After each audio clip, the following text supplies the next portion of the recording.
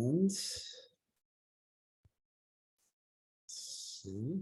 Ah, there you are. Hi, Barbara. Good morning, Albert. How are you? All right. For some reason, it's under my son's avatar here.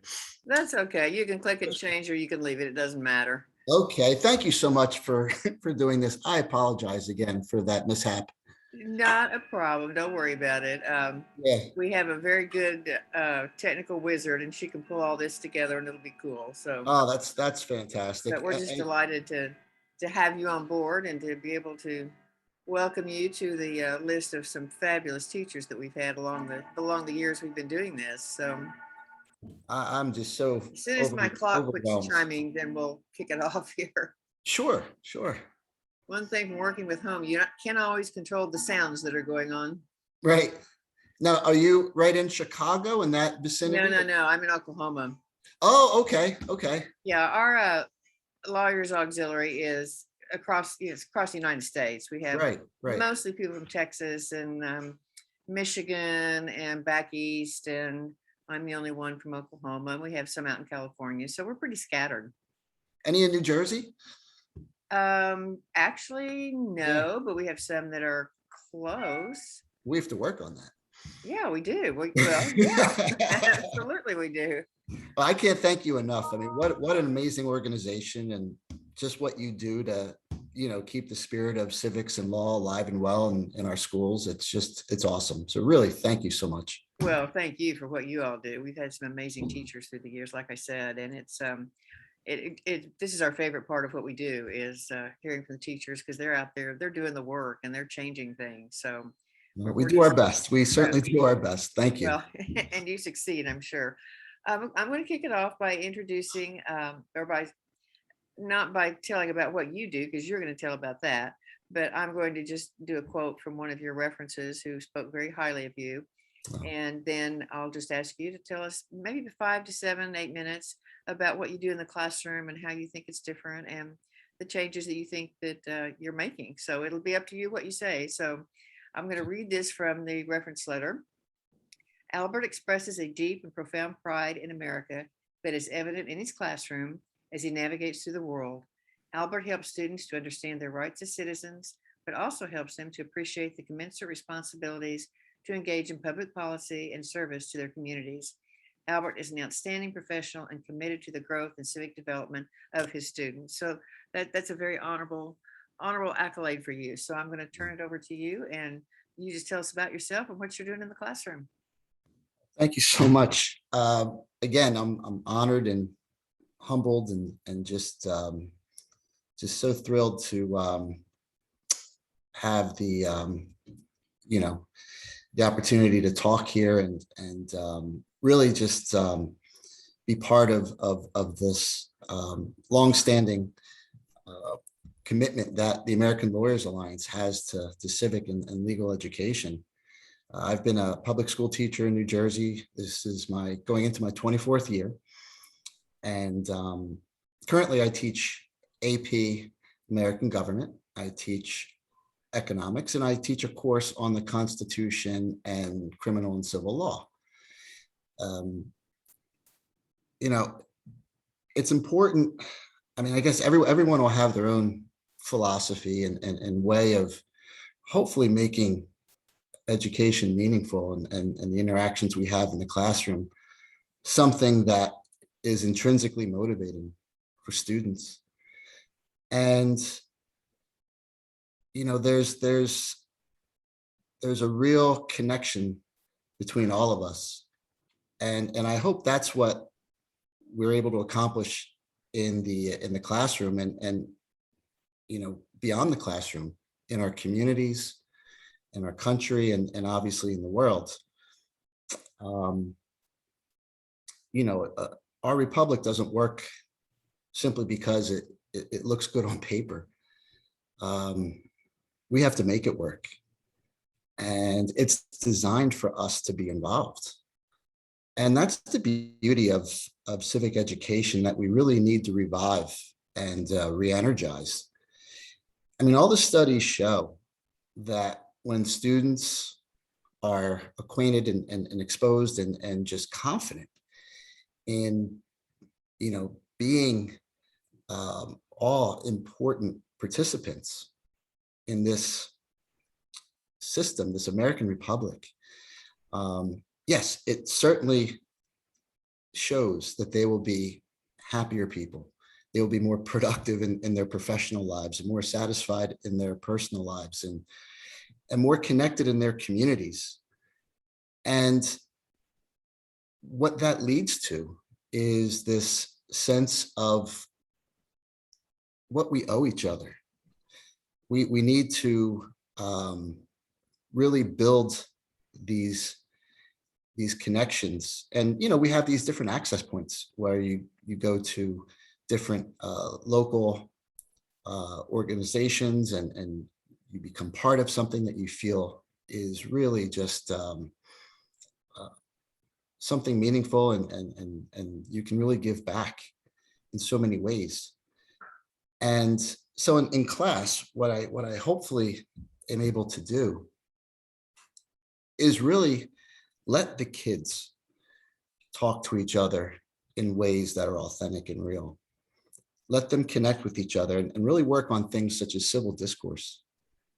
I mean, that's something we really need more than ever, is being able to listen to each other, agree to disagree, but always move to a better place, because we respect one another, and we hear just different perspectives on different issues, and the way that we can go about resolving certain situations and scenarios that need to be in some way, shape, or form fixed, improved upon. Our kids they're so technologically savvy, but we need to make sure that we don't lose the human connection. So in my class, I make sure that they have opportunities to research together, to talk to each other, ask each other lots of questions. What I do is I enjoy reading drafts of essays, questions that they've answered, sitting down with them. Now, during this virtual period, it's been a little more difficult. Hopefully we found ways to make this, I think, still effective through these different breakout rooms and other things. But you sit with the kids and you have these really earnest discussions with them about what they've written and why, what sources they've read, what are their thoughts on how this connects to today, and how are they going to work with each other to try and talk about issues that are important, propose solutions, and again, always striving to make this a more perfect union. So, I mean, I think, I hope that in my classroom, the kids feel that everyone has a voice at the table, and that this should be the way society is set up, where everyone has a voice at the table. This is the way that our country needs to work, if it is to work in its, in its essence, the way it was supposed to be designed. We all need to have a voice, and we need to make sure that we use it to bring out the best in each other. So, we have the opportunity to participate in the We the People competition, which has always been just an amazing experience for kids to do something. It's very rigorous, and it requires a commitment. It requires that you really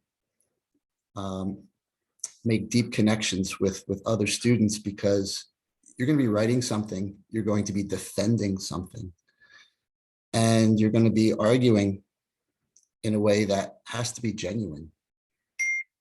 And that's something that at first, a lot of kids may not be totally comfortable with,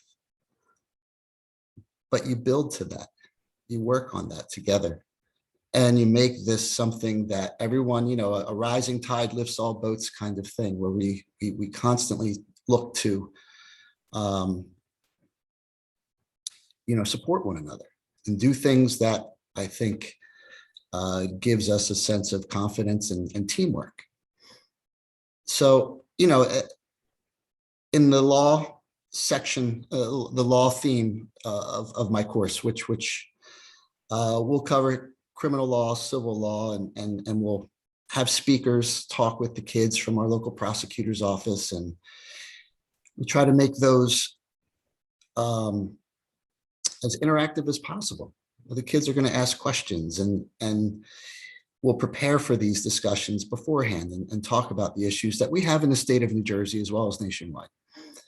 And hopefully that makes it something just intrinsically meaningful for the kids, that their learning is connected to the world outside of the classroom as well. In AP government, we had the students participate in a simulated Supreme Court program this year, and they had to write legal briefs and present their arguments, and we recorded it onto YouTube and submitted the best entries to the Harlan Institute. And it was really engaging for the kids to do this, and they could see the importance of what this branch does, how our system is designed to hopefully provide a sense of fairness, a sense of, a sense of apolitical interaction, where we're looking at human issues and trying to make sure that the students are using the design of our government to make sure that the human condition is going to be respected, that human rights are respected, that Americans have principles that we have to live up to. And so doing this through the Supreme Court simulation really connected them to, in this simulation, a particular case, and really made it, I think, authentic for them. And even in my economics class,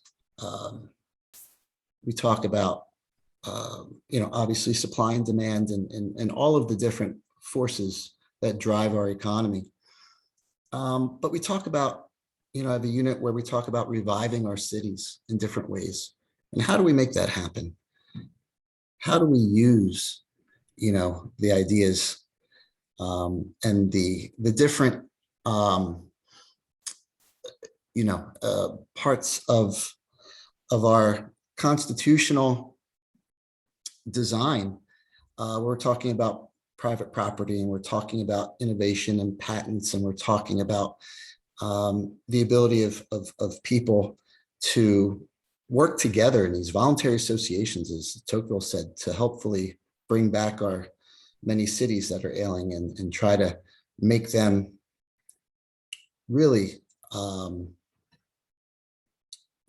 become these models for again, developing connections with each other through neighborhood organizations, through supporting local businesses and doing things of that nature.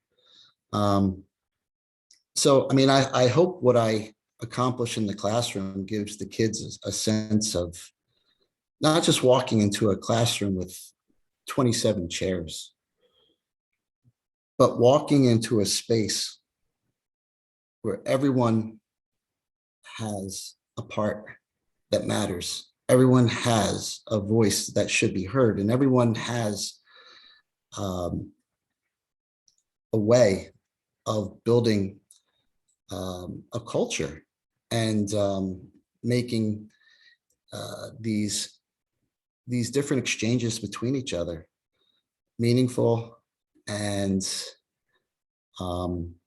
hopefully taking us to a better place, again, to a more perfect union.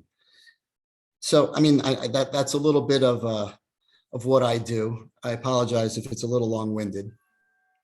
That's okay. I appreciate your thoughts. And what really struck me in your talking was civil discourse. It really doesn't matter which side of the aisle you're on, but if you can't have civil discourse, we're not going to get anywhere. So that really struck me in your comments today. And I think your thoughts and your what you were telling us really speaks to why you are the first Lillian B. Jarvis Teacher of the Year. So we're very proud of you. And we will send you a copy of this once it gets posted on our newsletter, and we'll get you a copy of all that. Also, you can see the other teachers as well. Okay. So we appreciate your time this morning. Now, is this played in its entirety, what I said, or is it Yes. spliced?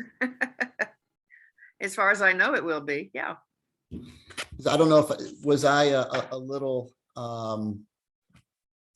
meandering. I hope No, not. no, I don't think so at all. No, I followed it beautifully. So no problem. It made sense. It made sense. And I wish I'd been one of your students. Oh, thank you so much, Ms. Smallwood. Again, I can't tell you how honored I am to be part of this, this organization, and just this list of teachers who have done so much. I'm just honored to be part of it. And I'd like to do more to help within your organization. If there's anything I can ever do, please.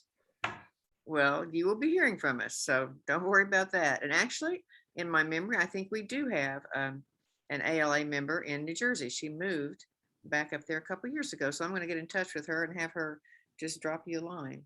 Oh, that would be fantastic. So, well, thank you again for your time. Enjoyed it very much. Enjoyed speaking with you. Thank you so much. When do your classes start? Well, we begin with our, I guess, teacher professional development September 1st and 2nd. We don't see the students till September 8th. Okay.